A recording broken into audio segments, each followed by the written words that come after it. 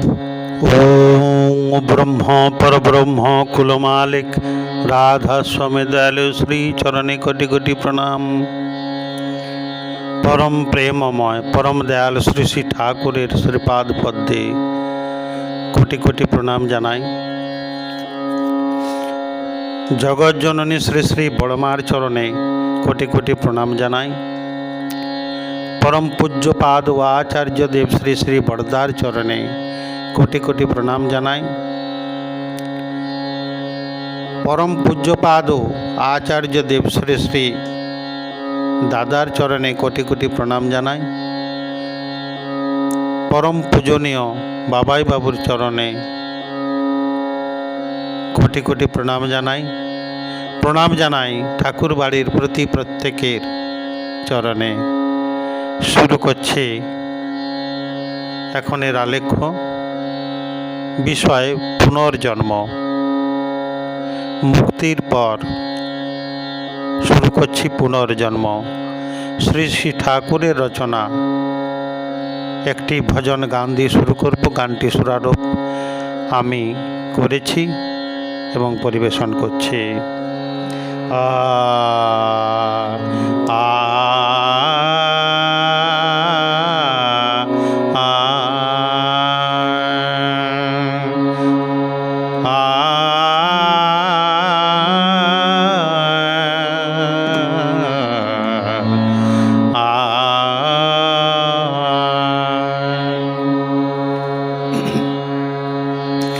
কোথা হতে আসে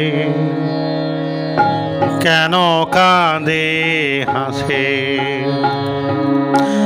কেন বাজাবা কোথায় যায়। কোথা হতে আসে কেন কাঁদে হাসে, কেন বাজাবা কোথায় যায়। আপনার মনে কি ভাবি গোপনে, আপনার মনে কি ভাবি গোপনে। কেন বা কি ভাবি কোথায় ধাই। কোথা হতে আসি কেন কাঁদে হাসে, কেন বা আবার কোথায় যায়। কোথা হতে আসে কেন কাঁদে হাসে।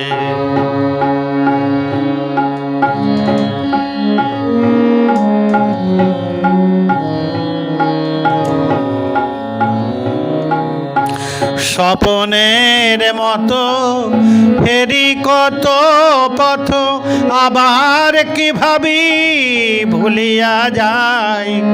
স্বপনের মতো ফেরি কত পথ, আবার কি ভাবি ভুলিয়া যায়। সেবা কেন হাসে আমি মরি হেসে, সেবা কেন হাসে আমি মরি হেসে। কেন হাসি খেলি কোথায় যায়।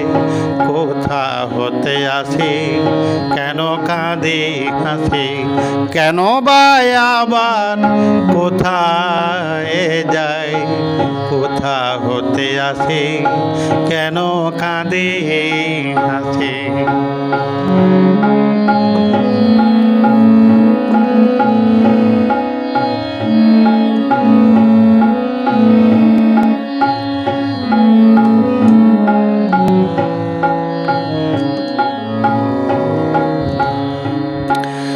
ঘোরের খেলা কে বা করে খেলা, না বুঝিয়ে আমি কেন খেলাই। এ ঘোরের খেলা কে বা করে খেলা, না বুঝিয়ে আমি কেন খেলাই। এ মহাঘোর হবে না কি ভোর, এ মহাঘোর হবে না কি ভোর। কি বা ঘরে পড়ে কোথায় যায়।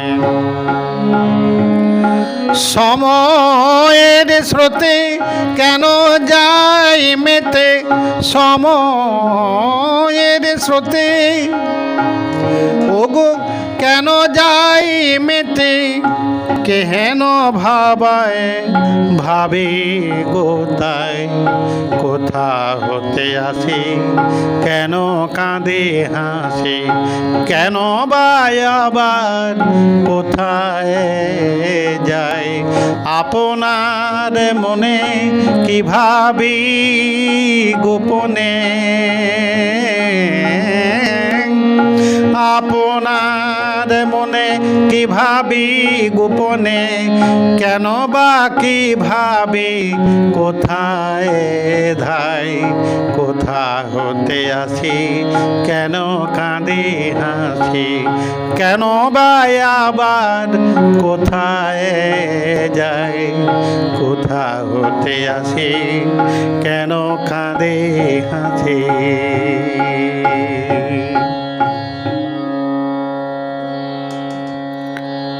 শুরু করছি শ্রী শ্রী ঠাকুরের বাণী সিন্ধু থেকে কিছু বাণী ও কথা নিয়ে আজের আলেখ্য পুনর্জন্ম। মুক্তির পর শুরু করছি পুনর্জন্ম।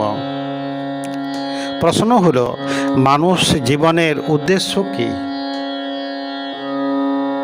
ঠাকুর আমার বললেন, মানুষ জীবনের উদ্দেশ্য হলো ঈশ্বর প্রাপ্তি। আর প্রাপ্তি মানে আপ্তি, মানে আপনি যা করলেন তাই বাঁচা বাড়া। এখন প্রশ্ন, পুনর্জন্ম জিনিসটা কি আছে? তার উত্তরে পরম দয়াল বললেন, এই শরীর আর জন্মায় না, কিন্তু সংস্কার থাকে বাবার মধ্যে। সংস্কার মানে সম্যক প্রকারে কৃত যা। তুমি যা করছো সেটা তোমার মধ্যে অলিখিত, তারপর রেত শরীরের মধ্য দিয়ে সেটা সঞ্চারিত হয়। তুমি বিয়ে করলে, তোমার যৌন সম্মিলনের সময় শুক্রের মধ্য দিয়ে ওই সংস্কার গেল, তা মূর্ত হয়ে ওঠে সন্তানের মধ্যে। তাই কয়, সংস্কার সাক্ষাৎকারং পূর্বজাতি জ্ঞানম। এই জন্য বংশানুক্রমিকতার এত দাম। বংশানুক্রমিকতা ছেড়ে দেওয়া মানে নিজের বংশকে মেরে ফেলা। এখন প্রশ্ন, হক সাহেব বললেন, শ্রী শ্রী ঠাকুরের একজন প্রিয় ভক্ত হক সাহেব বললেন, তিনি কি বললেন? পুনর্জন্ম জিনিসটা কি আছে? তার উত্তরে শ্রী শ্রী ঠাকুর আমার বললেন, রোজ কে আমত যেটা কোন সেটা পূর্ব জন্মের নামান্ত।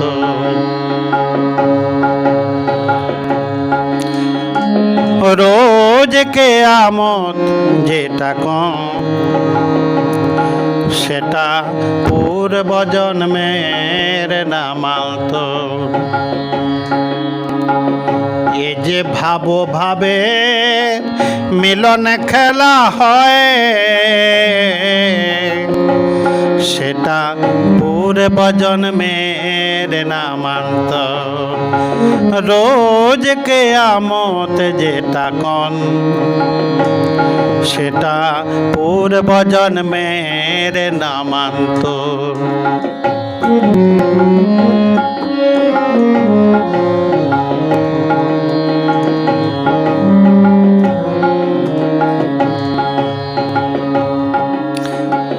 এ যে ভাবে মিলন খেলা হয় রোজ কেয়ামত যেটা কম সেটা পূর্ব জন্মের নামান্ত।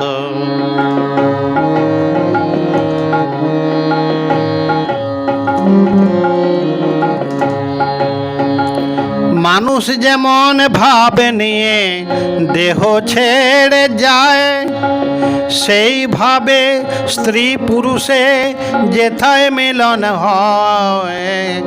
মানুষ যে ভাব নিয়ে দেহ ছেড়ে যায়, সেইভাবে স্ত্রী পুরুষে যেথায় মিলন হয়, সেইখানে তার সম্ভাবনা হয় পুনরাগমনে।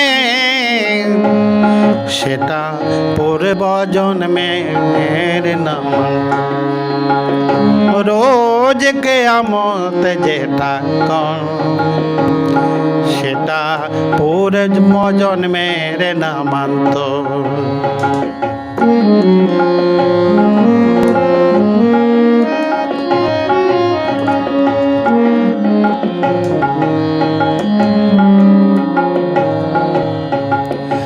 পুনরায় এই শরীর কায়াম, এই যে রীতি হয়, একেই বোধ হয় রোজ কিয়ামত কয়।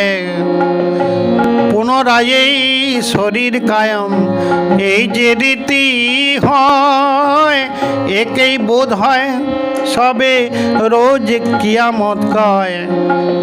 আমি অবশ্য পড়িনি কোরআন, কি বলতে কি বলি কখন, শুনেছি পূর্বজন্মের কথা আছে কোরআনের ভিতর। সেটা পূর্বজন্মের নামান্তর। রোজ কিয়ামত যেটা কম, সেটা পূর্বজন্মের নামান্তর। এ যে ভাব ভাবে মিলন খেলা হয়, পূর্বজন্মের নামান্তর। রোজ কিয়ামত যেটা কম, সেটা পূর্বজন্মের নামান্তর। গীতায় ভগবান শ্রীকৃষ্ণ বললেন, যতস্য হি ধ্রুব মৃত্যু ধ্রুব জন্ম মৃত্যুস্য চ তস্মাদ পরিহার্যে হর্ষে নত্যং শচিতু মহর্ষি। যেহেতু জন্ম হলে মৃত্যু এবং মৃত্যু হলে জন্ম অবশ্যম্ভাবী, অতএব এ বিষয়ে শোক করা অনুচিত। অর্জুনকে বললেন। এখন প্রশ্ন, জন্মান্তরবাদ কি আছে? তার উত্তরে ঠাকুর আমার বললেন, আমরা জন্মাই কোনো প্রবৃত্তিতে সুকেন্দ্রে কে হয়ে, জৈবী সংস্থিতি হয় তেমন তরল যে, সেই অনুযায়ী আমরা ভালো মন্দ করি। আমরা বিগত হই সেই বিশেষ ভাব ধরি। তখন আকাশস্থ নিরলম্ব বায়ুভূত, তখন এই অবস্থা হয় তরঙ্গের মতো। আবার যেখানে তার সঙ্গতি পাই, সেইখানে আসি রোজ কিয়ামত বলি তাই। ইহাই আমাদের রোজ কিয়ামত কহে যা কোরআন। কবর থেকে ভগবানকে ডেকে তুলেন, ইহাই আমাদের রোজ কিয়ামত। প্রশ্ন হলো, মৃত্যুর পর সকলে কি জন্ম হয়? তার উত্তরে শাস্ত্রে আছে, ন ভুক্তং ক্ষীয়তে কর্ম কল্পকোটি শতৈরপি অবশ্যমেব ভক্তবং কৃতকর্ম শুভাশুভম। ন ভুক্তং ক্ষীয়তে কর্ম কল্পকোটি শতৈরপি অবশ্যমেব ভক্তবং কৃতকর্ম শুভাশুভম। অর্থাৎ ভোগ না হলে কোটি কল্পেও কর্ম ক্ষয় হয় না। কৃতকর্ম শুভই হোক আর অশুভই হোক, ভোগ করতেই হয়। কর্ম কত প্রকার ও কি কি? তার উত্তরে ঠাকুর বললেন, কর্ম 3 প্রকার: সঞ্চিত কর্ম, প্রারব্ধ কর্ম, ক্রিয়মান কর্ম। সঞ্চিত কর্ম পূর্ব জন্মে যে সমস্ত কর্ম করা হয়েছে অথচ তার ফল ভোগ হয়নি, সঞ্চিত আছে, তাকে সঞ্চিত কর্ম বলে। প্রারব্ধ কর্ম বলতে কি বোঝায় না, পূর্বজন্মের সঞ্চিত কর্মের মধ্যে পূর্বজন্মের সঞ্চিত কর্মের মধ্যে কতকগুলি কর্ম যা বর্তমান জন্মে ভোগ হয়ে যায় তাকে প্রারব্ধ কর্ম বলে। পুরুষাকার এই প্রারব্ধের অন্তর্গত। প্রারব্ধ না থাকলে পুরুষাকার জাগে না। তাহলে ক্রিয়মান কর্ম কি না? এই বর্তমান জন্মে নিজের অহংকার বশে অহংকর্তা হয়ে যে সমস্ত কর্ম করা হয়, এই বর্তমান জন্মে নিজের অহংকার বশে অহংকর্তা হয়ে যে সমস্ত কর্ম করা যায় তাকে ক্রিয়মান কর্ম বলে।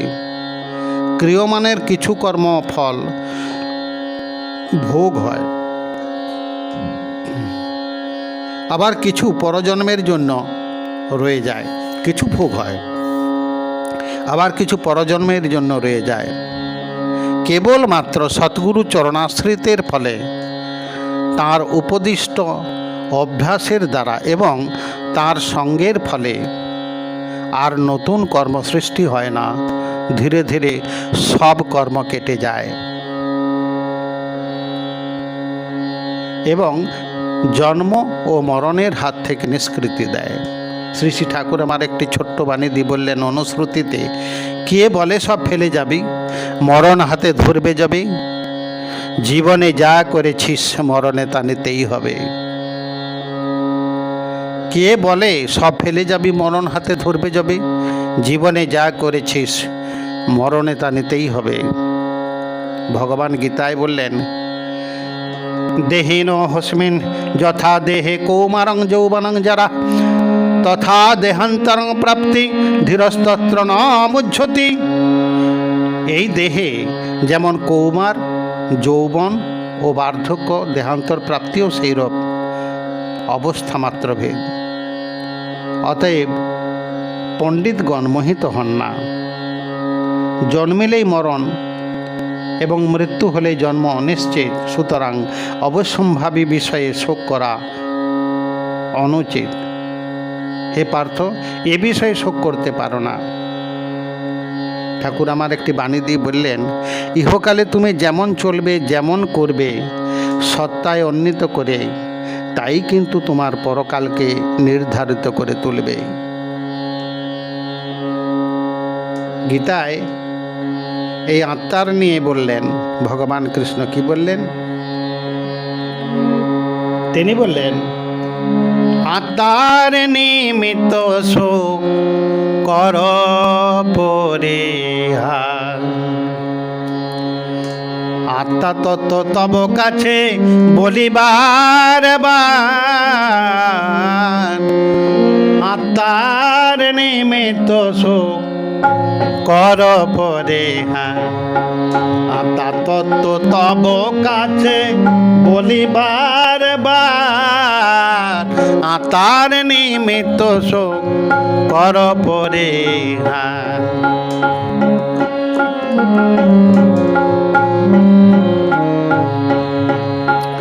অস্ত্র দ্বারায় না যায় ছেদন, না পড়ে আগুনে, জলে কভু যায় না ভিজে, না শুকায় পবনে, অছেদয় দাহ্য আত্মা শুষ্ক ভিজা হয় না, সর্বব্যাপী অনাদি অচল নিত্য নির্বিকার, আত্মার নিমিত্ত শোক কর পরিহার, আত্মা তত্ত্ব তব কাছে বলিবার বার, আত্মার নিমিত্ত শোক কর পরিহার।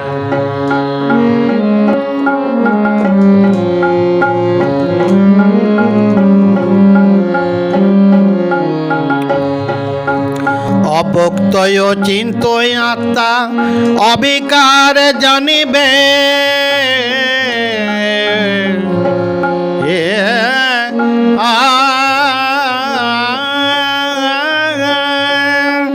অভ্যক্তয় চিন্তয় আত্মা অবিকার জানিবে, আত্মা তত্ত্ব জেনে শোক কভু না করিবে।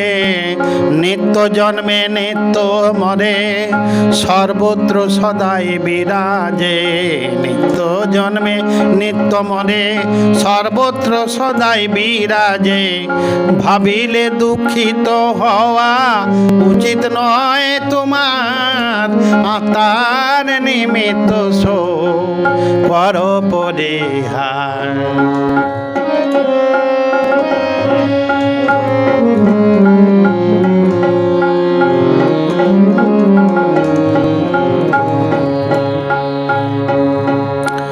জন্মেলে মরিতে হবে ইহা সত্য কথা, এ বিষয়ে বৃথা শোক কেন করো সখা।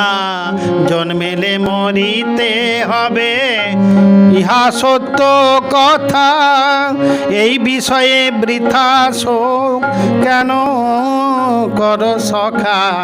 জীবগণ তা জানে না তো জন্মের আগে কিবা ছিল, জীবগণ তা জানে না তো জন্মের আগে কিবা ছিল।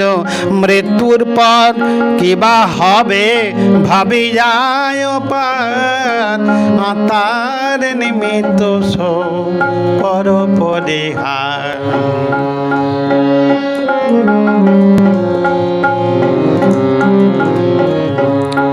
জন্মের পর করে জীব আত্মার বিচার,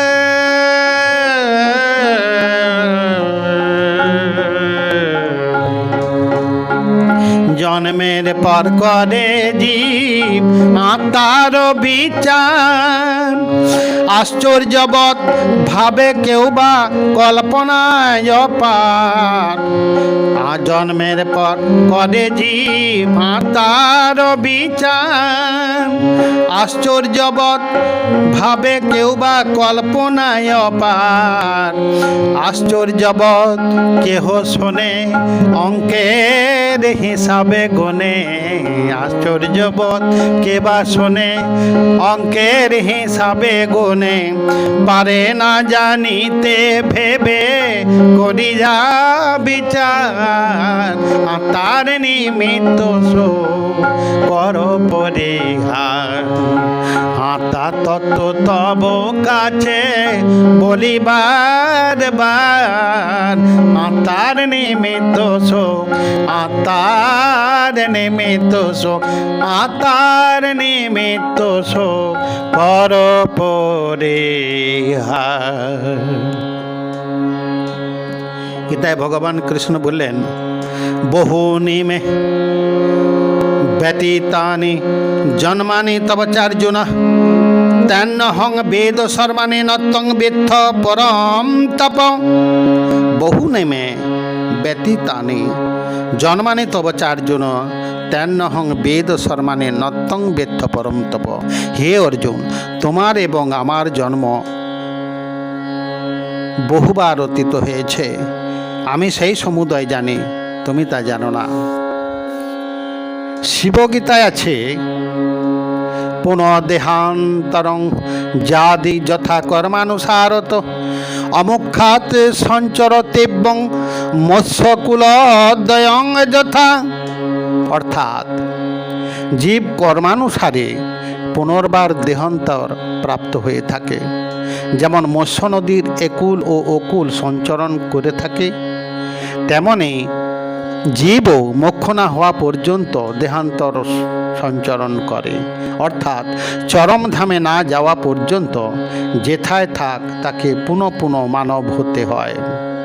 অর্থাৎ চরমধামে না যাওয়া পর্যন্ত যেথায় থাক তাকে পুনঃ পুনঃ মানব হতে হয়। ভগবতী গীতা বলছেন, সকর্মবশত জীব নিহার কোনায় জুত, পতিত ধরণে পৃষ্ঠে ব্রীহি মধ্যে গত ভবেত। সকর্মবশত জীব নিহার কোনায় জুত, পতিত ধরণে পৃষ্ঠে ব্রীহি মধ্যে গত ভবেত। আবার বললেন, শুক্রাধিক্যে চ পুরুষ ভবেত পৃথ্বীধরাধিপ রক্তাধিক্যে ভবেন নারী তয় সাম্যে নপুংসকম। অর্থাৎ এই অতিবাহিত দেহে কর্মানুযায়ী ভোগ করার পরে আত্মা নিহার কোনায় যুত হয়। আকাশ হতে পৃথিবী পৃষ্ঠে পতিত হয়ে শস্যরূপে আবার শস্য হয়ে জন্মায়। পরে পুরুষ কর্তৃক ভক্ষিত হয়ে পুরুষ দেহে শুক্ররূপে সেথায় গিয়ে অবস্থান করে। সময় করেই মাতৃগর্ভে সময় ক্রমে গমন করে জন্মে পুরুষ নারী কলেবরে। শুক্রাধিক্য বশত পুরুষ, রক্তাধিক্য বশত নারী হয়, এ কারণে পুরুষ নারীর জন্ম। শুক্রয় রক্ত যে রয় উভয়ের সাম্যাবস্থায় নপুংসকের জন্ম হয়। কোনো কোনো মতে পুনর্জন্ম স্বীকার করেন না। তারা বলেন পুনর্জন্ম নাই, এক জন্মেই সব শেষ। হিন্দু শাস্ত্র কিন্তু সুস্পষ্টভাবে এই পুনর্জন্ম স্বীকার করেছেন। এখন প্রশ্ন হলো, মৃত্যুর পর কি অবস্থায় থাকে বা কোথায় যায়? তার উত্তরে ঠাকুর আমার বললেন, বেতার তরঙ্গের মতো হয়, হয় গো বেতার তরঙ্গের মতো হয়, বেতার তরঙ্গের মতো হয়।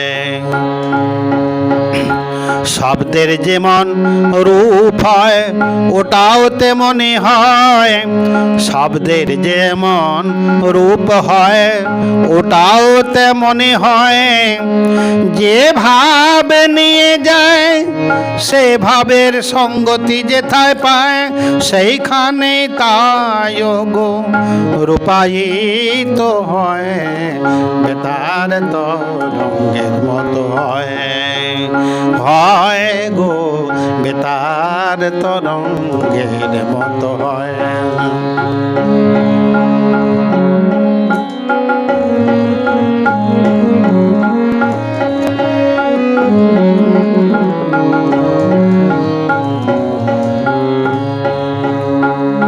সম্বেগ জীবের মানুষের মধ্যে জনির ভিতর দিকে যে স্তরে উঠে সে লয় হয়।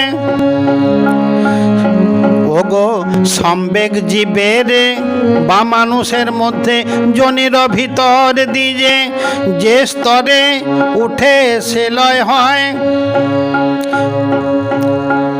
যাওয়ার সময় মানুষ দেহে মুদ্রিত হয়ে থাকে, সেই স্তরে তরঙ্গের আকার পায়, বেতার তরঙ্গের মতো হয়, হয় গো বেতার তরঙ্গের মতো হয়।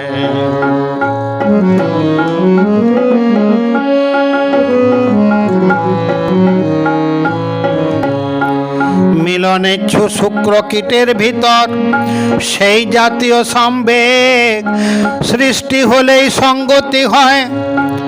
মৃত ব্যক্তি পুনরায় শরীর গ্রহণের সুযোগ পায়, মৃত ব্যক্তি পুনরায় শরীর গ্রহণের সুযোগ পায়।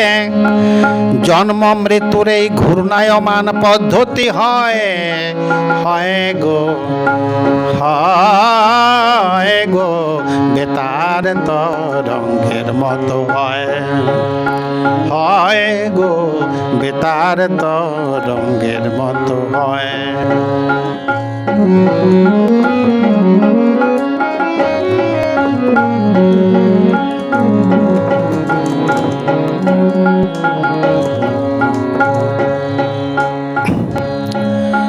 মানুষ যখন যে অবস্থায় মরে তখন ওই গতি সম্বেগ থাকে, সঙ্গে জড়িয়ে পূর্ব জন্মের সংস্কার।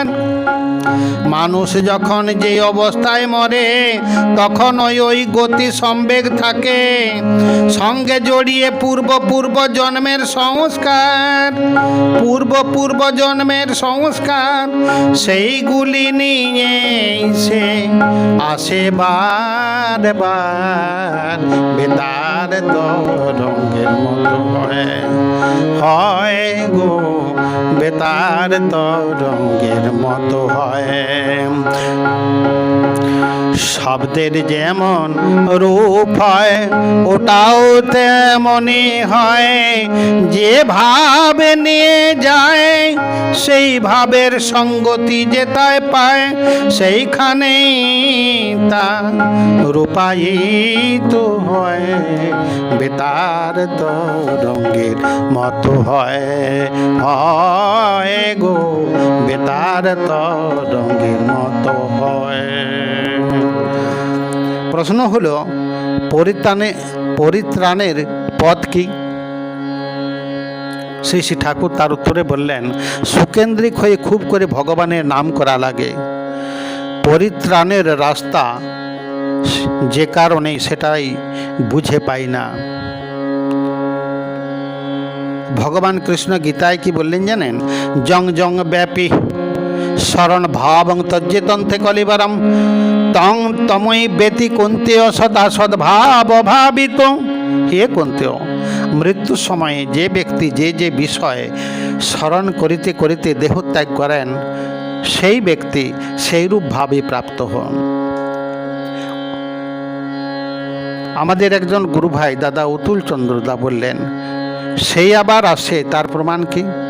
ঠাকুর আমার বললেন, এর প্রমাণ জাতিস্বর, স্মৃতিবাহী চেতনা সমন্বিত মানুষ। কালকের আমি আর আজকের আমি যে এক, আমি সেটা বুঝতে পারি স্মৃতিবাহী চেতনা আছে বলে।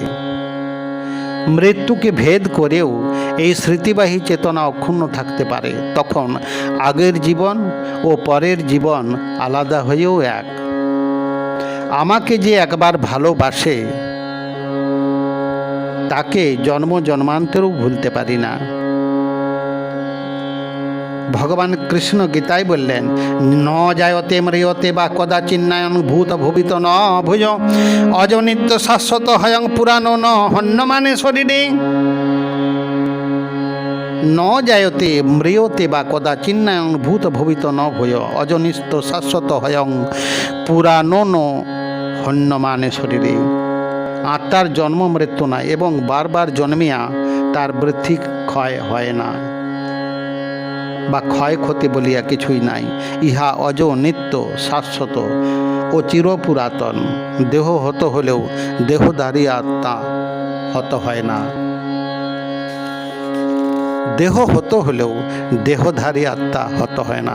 গীতায় আছে, অন্তকালে চ মামেব শরণমুক্ত কলিবরম য প্রয়াতি সমদ্ভাবং জাতি নাত্রত্ব সংশয়। অন্তকালে চ মামেব শরণমুক্ত কলিবরম য প্রয়াতি সমদ্ভাব জাতি নাত্রত্ব সংশয়। অর্থাৎ অন্তকালে আমাকে স্মরণ করিতে করিতে যিনি দেহত্যাগ করেন তিনি আমাকেই প্রাপ্ত হন, ইহাতে সন্দেহ নাই। লোকে বলে, একটা প্রশ্ন হলো, লোকে বলে পরলোক ভেবে কাজ করো। এই পরলোক কি আছে? ঠাকুর আমার বললেন, তার মানে পরলোকে তুমি কি হইবে, কাজ করে যাও ঠিক সেইভাবে। আমি বলি তার চাইতে ভেবে চলো আচার্যকে, যাতে তোমার জীবন সুস্থ ও সঙ্গত হয়ে ওঠে আসতে। তার মানে তুমি পরলোকে কি হইবে, কাজ করে যাও ঠিক সেইভাবে।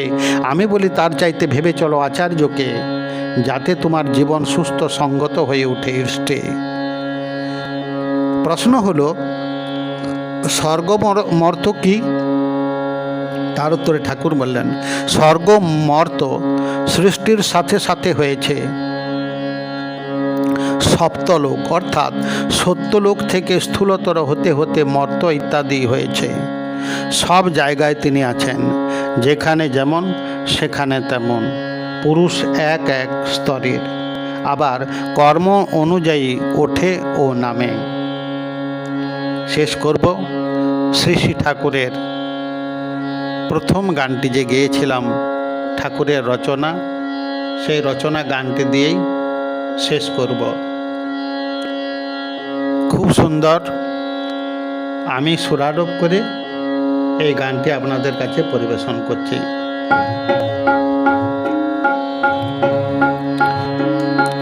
কোথা হতে আসে কেন কাঁদে হাসে, কেন বায়াবা কোথায় যায়, কোথা হতে আসে কেন কাঁদে হাসে, কেন বায়াবা কোথায় যায়। আপনার মনে কি ভাবি গোপনে, আপনার মনে কি ভাবি গোপনে, কেন বা কি ভাবি কোথায় ধায়, কোথা হতে আসে কেন কাঁদে হাসে, কেন বায়াবা কোথায় যায়, কোথা হতে আসে কেন কাঁদে হাসে।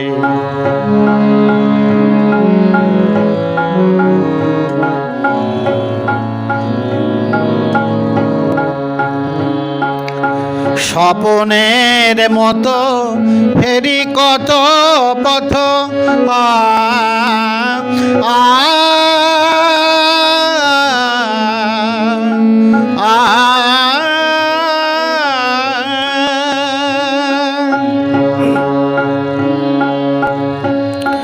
স্বপনের মতো হেরি কত পথ, আবার কি ভাবি ভুলিয়া যায়। সেবা কেন হাসে আমি মরি হেসে, সেবা কেন হাসে আমি মরি হেসে, কেন হাসি খেলি ভাবি গোতায়, কোথা হতে আসে কেন কাঁদে হাসে, কেন বায়াবার কোথায় যায়, কোথা হতে আসে কেন কাঁদে হাসে।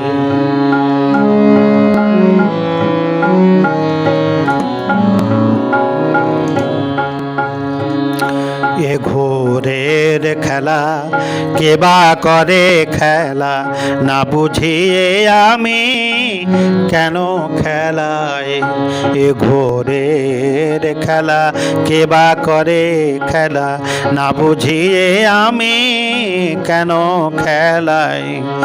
এ মহাঘোর হবে না কি ভোরে, মহাঘোর হবে না কি ভোর, কিবা ঘরে পড়ে কোথায় যাই। সময়ের স্রোতে কেন যাই মেতে,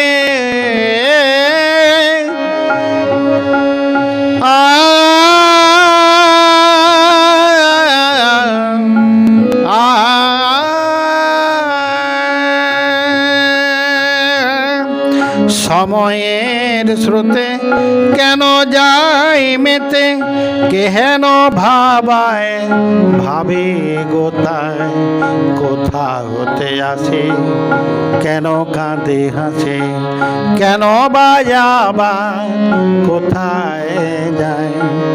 আপনার মনে কি ভাবি গোপনে, আপনার মনে কি ভাবি গোপনে, কেন বা কি ভাবি কোথায় ধায়, কোথা হতে আসি কেন কাঁদি হাসে, কেন বায়াবা কোথায় যায়, কোথা হতে আসে কেন কাঁদে হাসে, কেন বায়াবা কোথায় যায়, কোথা হতে আসে কেন কাঁদে হাসে। শ্রী শ্রী ঠাকুরের কিছু কথা ও বাণী নিয়ে পুনর্জন্ম এই আলেখ্যটি এখানেই শেষ হলো। এই পর্যন্তই, শেষ হওয়া বলতে পারি না, অনন্ত অসীম তার বলা। এই পর্যন্তই। পরবর্তী আলেখ্য প্রকাশের ইচ্ছা রইল মানুষ ভগবান ও মানুষ ভগবানই যুগপুরুষোত্তম। এই পর্যায়ে শোনাব পরবর্তী আলেখ্যে।